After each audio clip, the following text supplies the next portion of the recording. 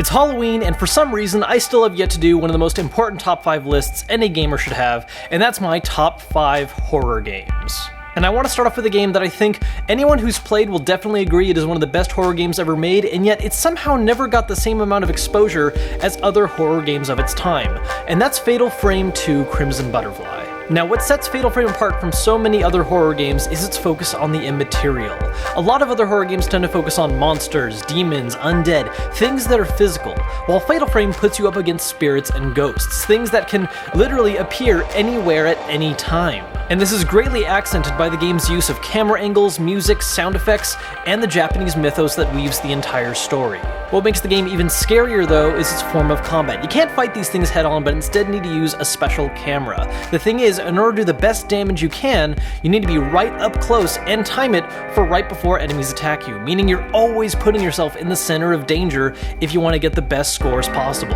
Admittedly, most of the other games on this list I do like more than Fatal Frame, but I do think Fatal Frame is by far one of the most unique games in its genre, and definitely one that everyone should experience. Now, like I said, when it came out, there were a couple other franchises that ended up stealing a lot of spotlight from Fatal Frame, and it was for good reason, and one of those is the Silent Hill franchise, and my personal favorite being Silent Hill 3. Now, it seems to me like the majority of people, when they talk about their favorite Silent Hill game, they always bring up Silent Hill 2, which is an excellent game as well, but personally, I think there's a lot of things that 3 did better, and it's not just a matter of mechanics. To begin with, the protagonist Heather is by far the best protagonist out of any of the characters in the original trilogy, and there's just so many different little pieces of attention to detail in this game. Rooms that serve no purpose for advancing the story other than to mess with your head, and all kinds of different symbolism and imagery that just sucks you in.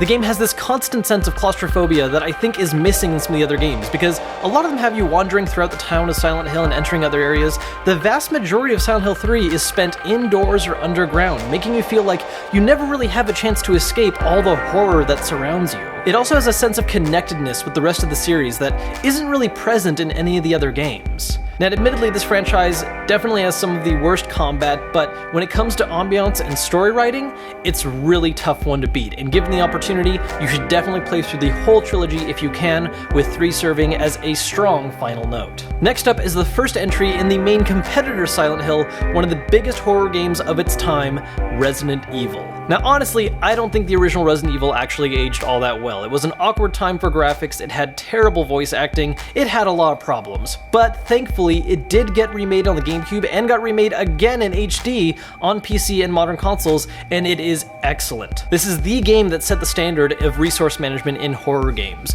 You could never carry everything you wanted, and you always had to decide what was best to bring with you, what items might solve nearby puzzles, how much ammunition to bring, what kind of guns you should carry, and of course, how many healing herbs you should bring, if any. While I do think some of the other games on this list did a better job of instilling horror through their storytelling or environments, Resident Evil had it locked down for mechanics. Later games in the series ditched these aspects in exchange for making a more action-focused game, which are still good in their own right, but they don't capture the same feeling and magic that was present in the first 4 games of the series. Now, while the later action-focused Resident Evil games failed to deliver on the horror that the original games had, there was another, newer franchise that had similar mechanics that ended up making the fear all the more alive and breathing, and that's Dead Space. Dead Space proves that you can still have a game focused on action and having all kinds of weapons and options for dealing with enemies, and still be scared shitless when they show up. The original game knew how to build up tension before throwing waves of enemy monsters at you, sometimes making you feel safe for just a moment before being swarmed by some of the most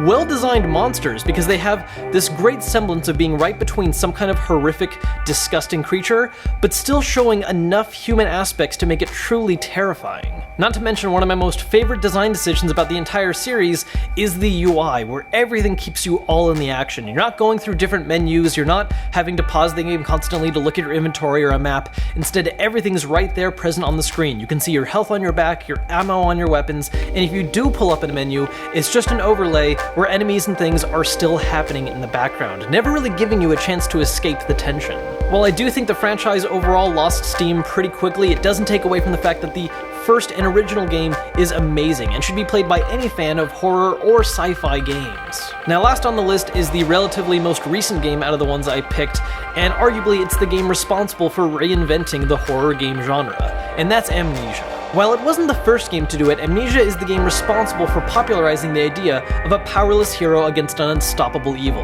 While most games give you some kind of option like using guns, melee weapons, having a guardian, or even a magical camera, Amnesia just gives you one option: run. The game relied less on throwing enemies at you left and right, but instead terrorized you with a single powerful enemy that you could do nothing against, while also dealing with a lot of weird freaky shit happening left and right. It also made excellent use of resource management by making you rely on any source of light you could find, otherwise you'll just go insane in the darkness and make the game all the harder for yourself. Since its release, we've seen a huge influx of more horror games focusing on powerless protagonists, but none of them quite live up to what I think Amnesia achieved. Now, while these are my favorite horror games to have come out, there is one honorable mention I want to make because it's not exactly a game, but it's a very unique experience and one that sadly a lot of people can't experience anymore because it's been removed from downloadable stores, and that is PT. Released originally as just a teaser for the now cancelled Silent Hills, PT was a game that wasn't even a demo for what we were going to experience in Silent Hills, but was instead its own